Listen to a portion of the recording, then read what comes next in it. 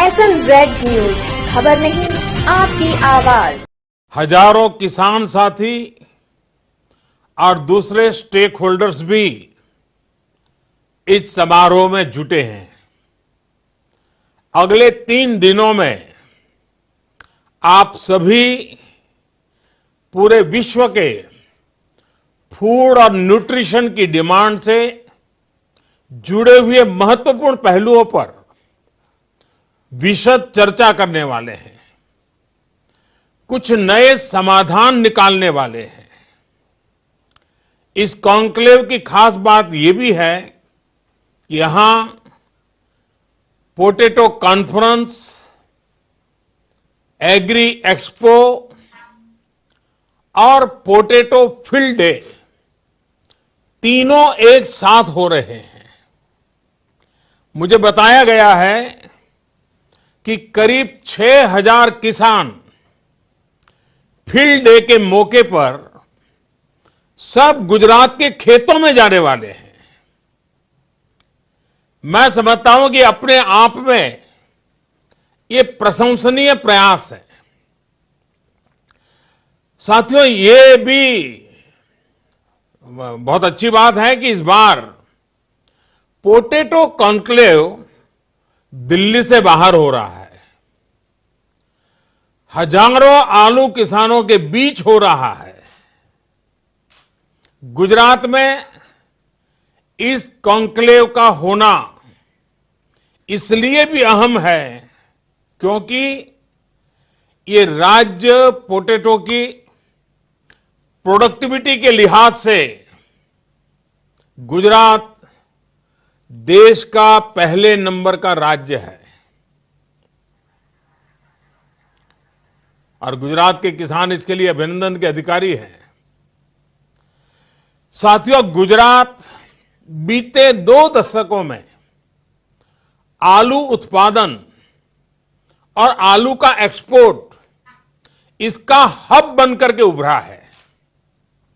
बीते 10-11 साल में जहां भारत का कुल पोटैटो प्रोडक्शन करीब 20% की दर से 20% की दर से बढ़ा है, वहीं गुजरात में ये दर 170%, 170% से बढ़ा है।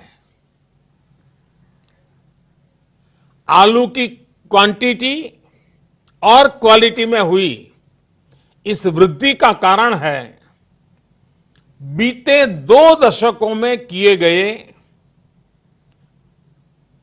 पॉलिसी इनिशिएटिव, पॉलिसी डिसीजन और सिंचाई की आधुनिक और पर्याप्त सुविधाएं।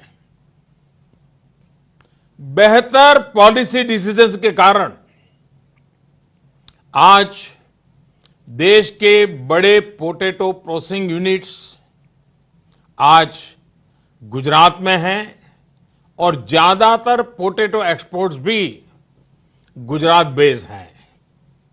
गुजरात में कोल्ड स्टोरेज का एक बड़ा और आधुनिक नेटवर्क है। इनमें से अनेक वर्ल्ड क्लास फैसिलिटीज से लेस है। इसके अलावा आज सुजलाम सुफलाम और सौनी योजना के माध्यम से गुजरात के उन क्षेत्रों में भी सिंचाई की सुविधा पहुंची है जो कभी सूखे से प्रभावित रहते थे। सरदार सरोवर डैम के कारण गुजरात का एक बड़ा हिस्सा सिंचाई के दायरे में आ गया। नहरों का इतना व्यापक नेटवर्क बहुत कम समय में तैयार करना अपने आप में एक बहुत बड़ी उपलब्धि है। सिंचाई में भी साइंटिफिक और टेक्नोलॉजिकल अप्रोच लगातार उसमें सुधार हो रहा है, उसको अपनाया जा रहा है। पर ड्रॉप मोर क्रॉप, इस मंत्र की भावना पर काम करते हुए माइक्रो इरिगेशन पर फोकस किया गया।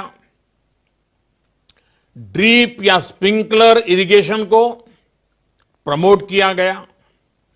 साथियों, गुजरात के ये प्रयोग बीते 5 वर्ष में पूरे देश के लिए भी हर कोने में पहुंचाने का भारत सरकार ने भरपूर प्रयास किया है।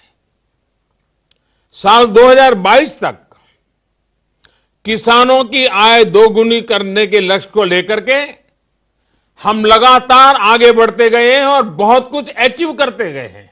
महत्वपूर्ण कदम उठाए जा रहे हैं।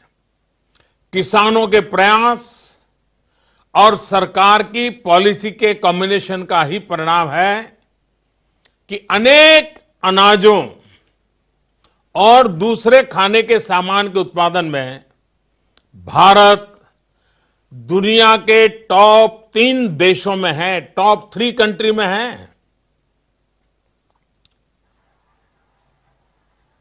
एक समय में हमारे सामने दाल का संकट आ गया था, लेकिन इस संकट पर भी देश के किसानों ने ठान ली और देश ने विजय पाई है। साथियों, खेती को लाभकारी बनाने के लिए सरकार का फोकस खेत से लेकर फूड प्रोसेसिंग और डिस्ट्रीब्यूशन सेंटर तक एक आधुनिक और व्यापक नेटवर्क खड़ा करने का है।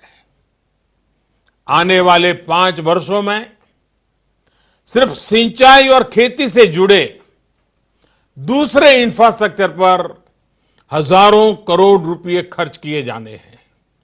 इतना ही नहीं, फूड प्रोसेसिंग से जुड़े सेक्टर को प्रमोट करने के लिए केंद्र सरकार ने भी अनेक कदम उठाए हैं। चाहे इस सेक्टर को 100% फॉरेन डायरेक्ट इन्वेस्टमेंट के लिए 100% एफडीआई के लिए खोलने का फैसला हो, या फिर पीएम किसान संपदा योजना के माध्यम से वैल्यू एडिशन और वैल्यू चेन डेवलपमेंट में मदद, हर स्तर पर कोशिश की जा रही है। इसी योजना के तहत बहुत ही कम समय में सैकड़ों करोड़ रुपए के अनेक प्रोजेक्ट्स देश में पूरे हो चुके हैं। साथियों, सरकार का प्रयास है कि खेती की लागत कम हो, किसान का खर्चा कम हो। सरकार द्वारा शुरू की गई प्रधानमंत्री किसान सम्मान निधि से किसानों के अनेक छोटे खर्चों को पूरा करने में मदद मिली है। अब तक 8 करोड़ किसानों को इसका लाभ सीधा सीधा उनके बैंक खाते में पहुंच चुका है, दिया जा चुका है। इसी महीने के शुरुआत में एक साथ 6 करोड़ किसानों के बैंक खातों में 12,000 करोड़ रुपए की राशि ट्रांसफर करके एक नया रिकॉर्ड भी बनाया गया है। साथियों, किसान और उपभोक्ता के बीच के लेयर्स और उपज की बर्बादी को कम करना, ये भी हमारे लिए प्राथमिकता है और ये प्राथमिकता हम सबकी होनी चाहिए। सभी राज्य सरकारों ने भी इस पर बल देना होगा और इसके लिए परंपरागत कृषि को बढ़ावा दिया जा रहा है।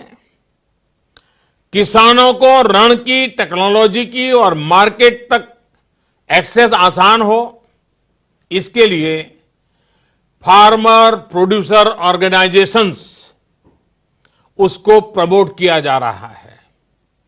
और जिन जिन किसानों ने इस दिशा में कदम बढ़ाए हैं, वे बहुत सफल भी हुए हैं। अब इसका जाल पूरे देश के हर कोने में फैला रहा है।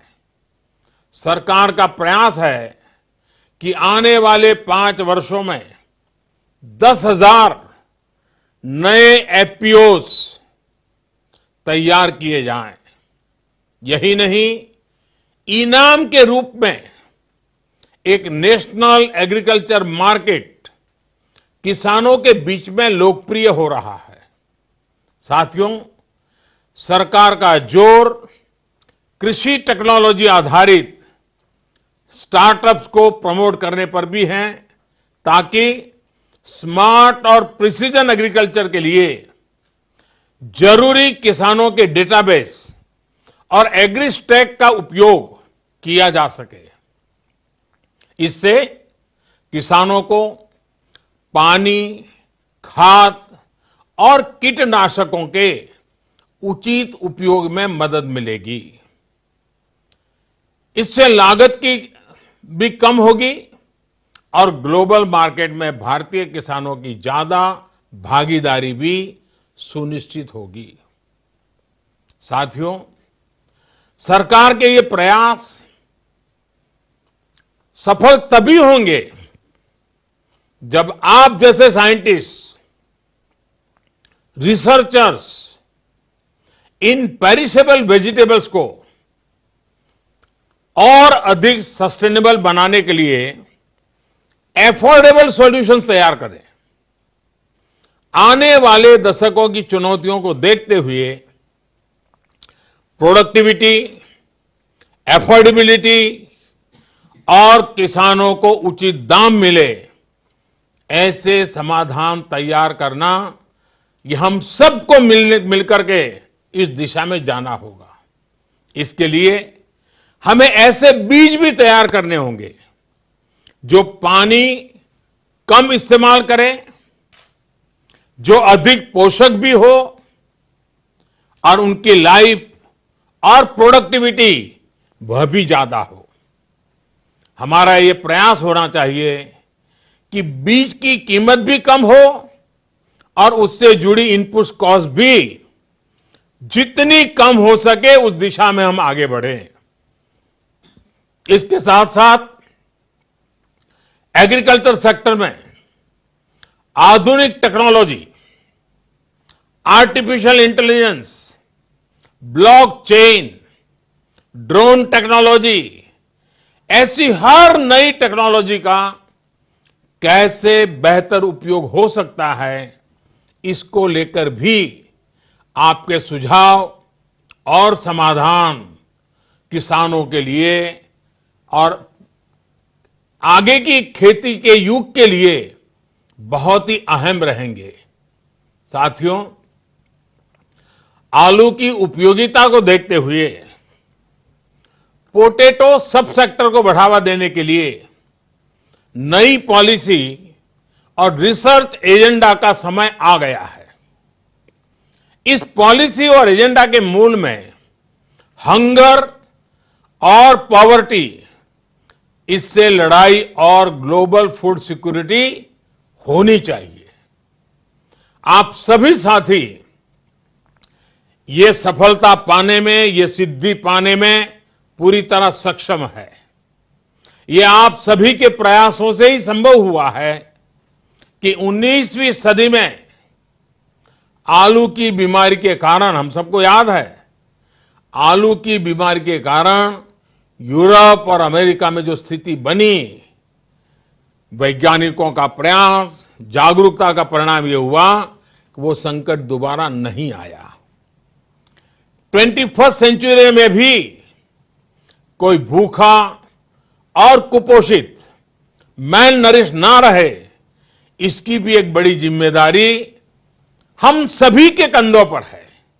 चाहे किसान हो, चाहे वैज्ञानिक हो, चाहे प्रगतिशील व्यापारी जो फूड प्रोसेसिंग में काम करता हो, हम सबकी एक सामूहिक जिम्मेवारी है। मुझे विश्वास है कि आने वाले 3 दिनों में आप इसी दिशा में गंभीर मंथन करेंगे। एक बार फिर भारत में, गुजरात में पधारने के लिए आप सभी का मैं आभार व्यक्त करता हूं। मैं कृषि विभाग को भी अभिनंदन करता हूं कि उन्होंने दिल्ली से बाहर इस समिट को ले गए। इतना ही नहीं, देश और दुनिया के लोगों को आप खेतों में ले जाने वाले हैं, किसानों से रूबरू कराने वाले हो। ये अपने आप में धरती से जुड़ा हुआ ये कार्यक्रम आने वाले दिनों में कितना सफल होगा, इसका मैं पूरा अंदाज लगा सकता हूं। मैं फिर एक बार गुजरात में आप सबका स्वागत करते हुए आपका प्रवास मंगल रहे। आप गुजरात की अद्भुत हॉस्पिटैलिटी को एंजॉय करें, गांधी जी से जुड़े स्थानों को विजिट करें, स्टैच्यू ऑफ यूनिटी की यादें लेकर के जाए। इसी कामना के साथ मैं फिर एक बार बहुत बहुत आभार व्यक्त करता हूं। जय जवान जय किसान के इस मंत्र को लेकर के हम हिंदुस्तान के किसानों का भला करें, गांव का भला करें, भारत का उज्जवल भविष्य बनाएं।